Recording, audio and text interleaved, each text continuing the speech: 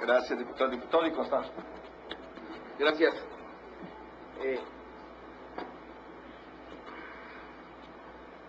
No quiero hacer demasiada polémica. Yo no había prestado atención bien, se me había pasado. Y decía que eviten la indebida transferencia. Y les preocupa la palabra indebida. Si es indebida la transferencia. Le voy a decir por qué, senadora. No solamente hay que evitarla, hay que impedirla porque es indebida. La extranjerización de nuestro sistema bancario fue el resultado de una crisis, ni siquiera de una política del Estado enfocada a abrir la banca.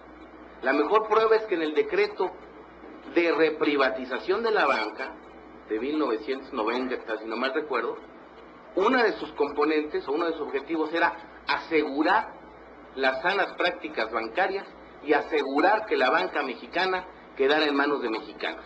Por eso se reprivatizó. Vienen una serie de malas prácticas, viene el crack bancario, el ilegal rescate, y la banca queda en manos de extranjeros. El 85% de los activos de la banca, pero además no solamente en manos de extranjeros, sino en manos de 4 o 5 bancos. O sea, hay un claro oligopolio o un monopolio, como le quieran llamar. ¿Cuál fue el argumento en aquella época para hablar de las bondades de esta situación? Se decía, es que en caso de alguna crisis, las matrices van a apuntalar a sus subsidiarias en el país y entonces el costo de la crisis va a ser menor. Tenemos un sistema bancario más fuerte, asegurado por las matrices internacionales, respaldados por las grandes, por los grandes grupos financieros, y ese era el argumento. Entonces ya estábamos mejor porque la banca la tenían 5 bancos y porque estábamos asegurados por el poderío financiero de esos 5 bancos.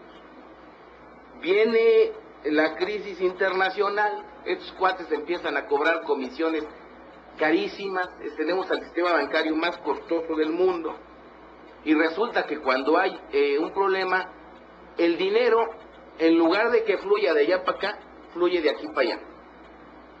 Entonces es indebido porque contraviene el espíritu malentendido de extranjerización del sistema bancario, y Hacienda se cansó de repetir estas bondades de la extranjerización. Entonces, en el fondo, no solamente es indebido, sino contrario a la tesis de extranjerización del sistema bancario mexicano. Debía ser indebido. Lo que pasa es que aquí en este país, pues le dejamos a la banca hacer lo que se le pegue la gana. Entonces, no solamente le quitan recursos al sector productivo, sino que simplemente apuntalan a sus instituciones. Imagínense usted cuántos dinero cobrado de comisiones altas, comisiones prohibitivas de mexicanos, estuvo apuntalando el rescate o la situación de Citigroup en Estados Unidos. La mejor prueba son las utilidades de la banca. A BBVA Bancomer, allá en Madrid le dicen la joya de la corona, aquí en México es la joya de la corona. Citigroup ha obtenido utilidades desde que se extranjerizó casi por 100,000 millones de dólares, a razón de 10,000 millones de dólares por año de utilidades.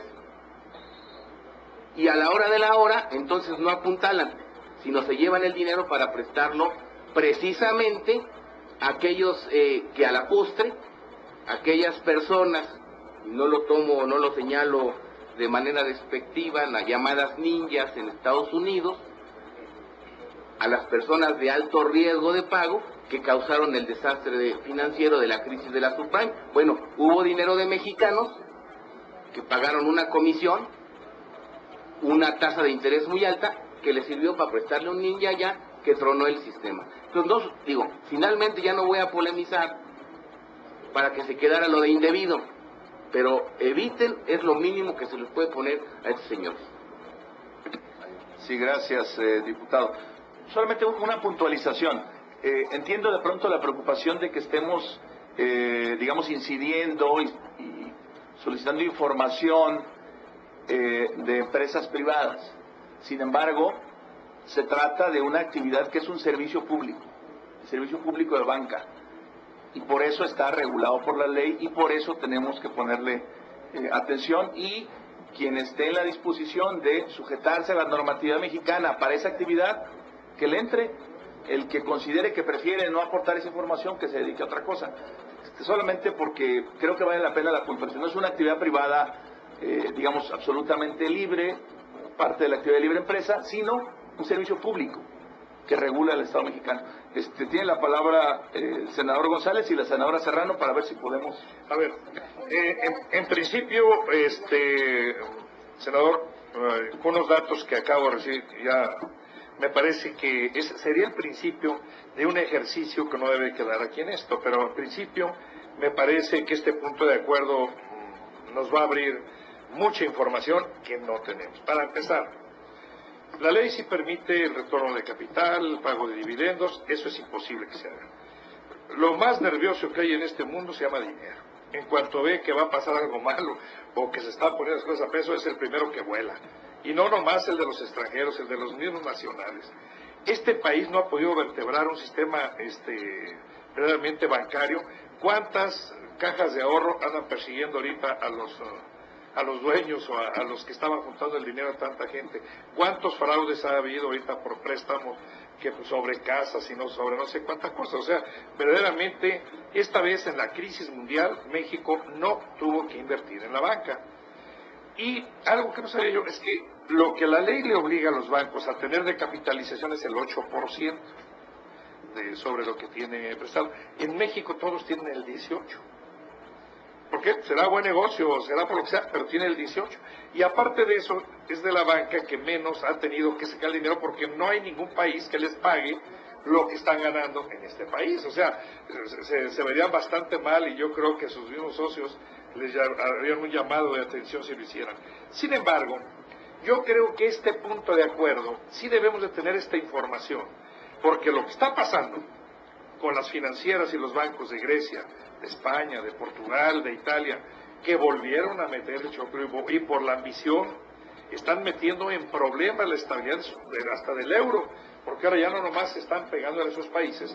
Yo pienso que la falta de información para el control es lo que les está provocando estos problemas. Por otro lado, acaba de publicarse hace 8 días las reformas que el Congreso de la Unión, tanto la Cámara de Diputados como de Senadores, se logró ya que se publicara para reducir comisiones y el margen de intermediación. A mí me parece que aquí lo interesante va a ser que nos den esta información y la comparemos con la de hace 3 meses, para ver hasta dónde verdaderamente hicimos buen trabajo con estas nuevas reglas de lo que viene siendo el manejo de la banca. Entonces, por lo tanto, yo apoyo la propuesta. Gracias, senador. Senador Serrano. Sí, senador, gracias por permitirme intervenir.